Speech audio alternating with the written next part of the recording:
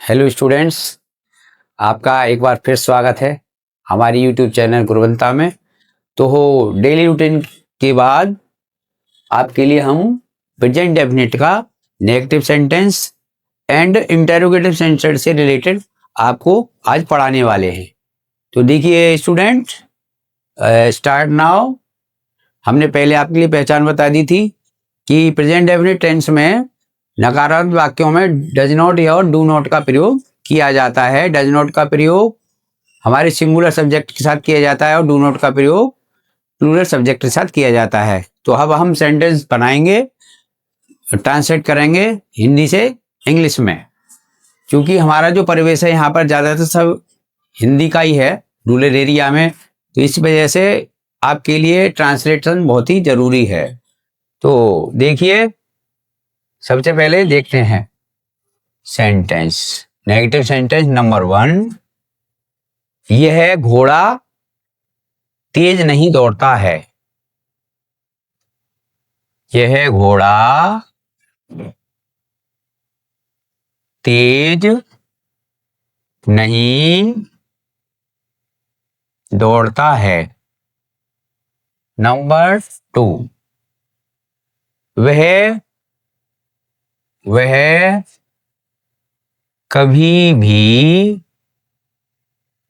झूठ नहीं बोलती है। तीसरा है हमारा, देखिए कि जब हम नेवर का प्रयोग करते हैं तो कभी नहीं हिंदी में वाक्यों में आता है। तो आगे है, तुम खाना समय से नहीं खाते हो। तुम खाना समय से नहीं खाते हो। अगला सेंटेंस है हमारा, तुम कभी भी व्यायाम नहीं करते हो। तुम कभी भी व्यायाम नहीं करते हो। और 5वां सेंटेंस है हमारा, वह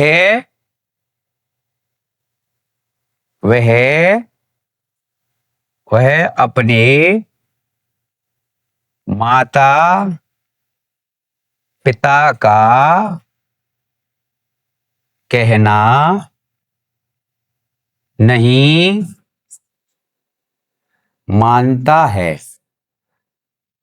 तो देखिए, अब इसमें हम ये देखेंगे सिंगुलर सब्जेक्ट और प्लूरल सब्जेक्ट के अकॉर्डिंग हम डू नॉट डज नॉट का प्रयोग करेंगे। और अगर वाक्य में कभी नहीं आया है तो नेवर का प्रयोग करेंगे, फिर वहां पर डू नॉट डज नॉट का प्रयोग नहीं होगा और वहां पर फर्स्ट फॉर्म का भी प्रयोग नहीं होगा। और नेवर के साथ फिर हम एमबी की फर्स्ट फॉर्म में एस या एस का प्रयोग करेंगे। तो देखिए डिफरेंस है थोड़ा सा।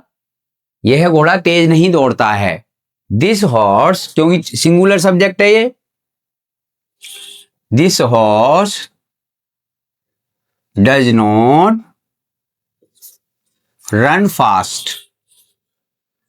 तो देखिए सिंगुलर सब्जेक्ट है, घोड़ा दौड़ने वाला अकेला है, तो ये सिंगुलर सब्जेक्ट हो गया, तो इसलिए डज नॉट का प्रयोग किया गया, डज नॉट का। अगला है, वह कभी भी झूठ नहीं बोलती है। तो सी नेवर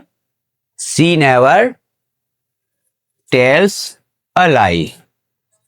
तो देखिए इसमें हमने डू नॉट डज नॉट का प्रयोग नहीं किया है और नेवर का प्रयोग किया है कभी नहीं के लिए, और यहाँ एमबी फर्स्ट फॉर्म में एस लगा दिया, टेल्स अ लाई। तुम खाना समय से नहीं खाते हो। तुम खाना समय से नहीं खाते हो। तो you do not eat the food. You do not eat the food on time, या इन टाइम कर देंगे, समय पर या समय से, समय में। Food in time, you do not eat the food in time. तो देखिए इसमें यू जो है वो प्लूरल सब्जेक्ट है, तो इसलिए हमने इसके साथ डू नॉट का प्रयोग किया है। ठीक है, और एमबी की फर्स्ट फॉर्म का प्रयोग ईट का प्रयोग किया गया है। अगला है तुम कभी भी व्यायाम नहीं करते हो, तो यू नेवर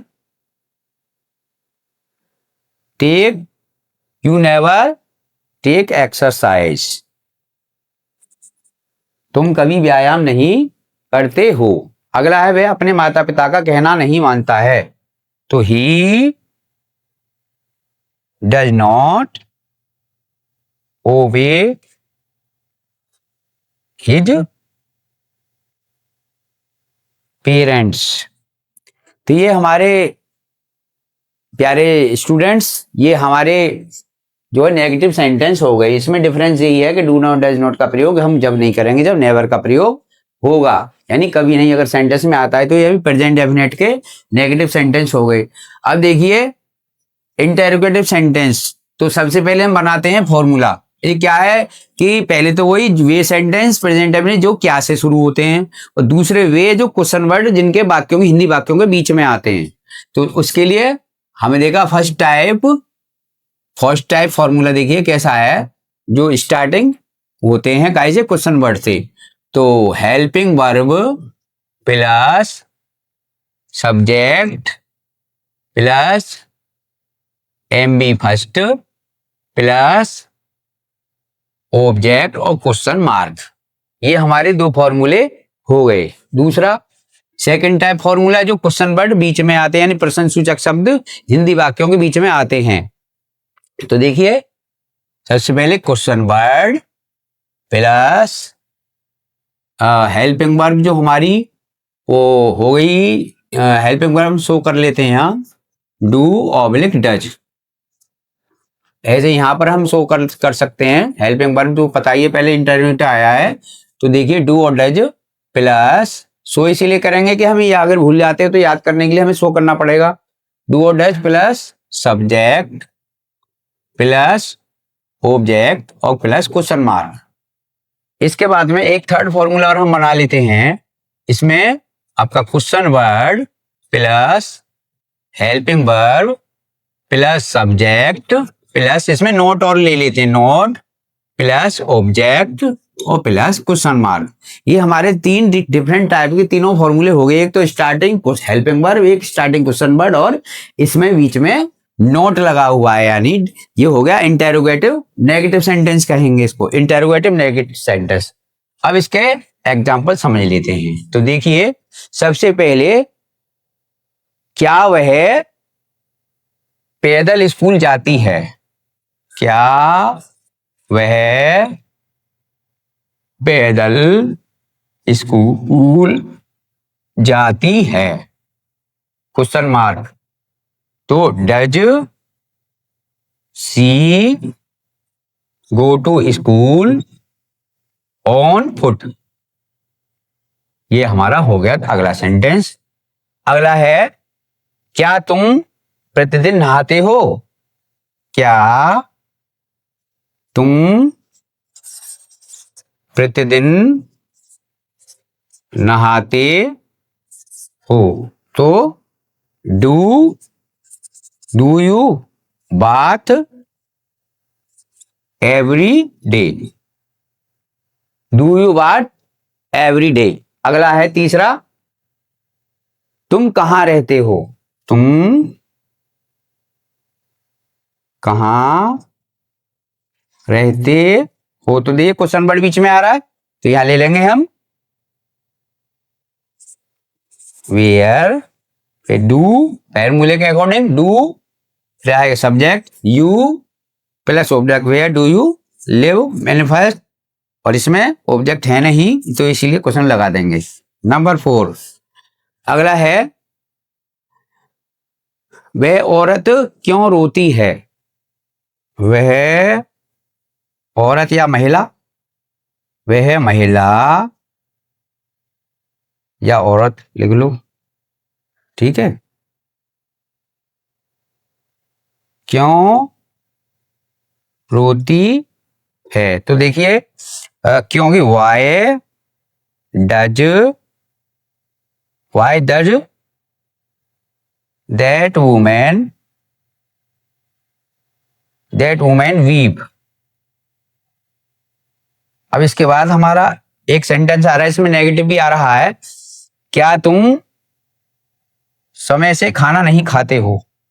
क्या तुम समय से खाना नहीं खाते हो? तो देखिए, do you eat the food in time? तो देखिए, ये हमारे प्रेजेंट डेफिनेट के आपके लिए पहले वीडियो में हमने एफर्मेटिव सेंटेंस बनाकर बताए, और प्रेजेंट डेफिनेट के आज हमने नेगेटिव सेंटेंस और इंटररोगेटिव सेंटेंस आपको करके बताए। तो नेक्स्ट वीडियो में आपके लिए इस प्रेजेंट इंडेफिनिट टेंस से रिलेटेड एक्सरसाइज आपको बताएंगे और सॉल्व कराएंगे। इंटरचेंज भी इसका आगे होगा, इंटरचेंज भी आप कराएंगे। ये टेंस इसीलिए हमने बीच में लिए हैं क्योंकि इनसे रिलेटेड बहुत सारे चैप्टर हमारे आगे हैं। तो thank you for watching this video. Thank you. Radhe Radhe दोस्तों, मैं अनन्या गुरवंता से। उम्मीद है आपको आज की क्लास पसंद आई होगी। ऐसे ही हमारी डेली क्लासेस आती रहेंगी। तो वीडियो को लाइक करें, शेयर करें और कमेंट जरूर करें। अगर कोई क्वेश्चन समझ नहीं आया हो या कोई प्रॉब्लम हो तो कमेंट बॉक्स में लिख दे। और इसी तरह की और क्लासेस देखने के लिए हमारे चैनल गुरवंता को सब्सक्राइब करें। धन्यवाद।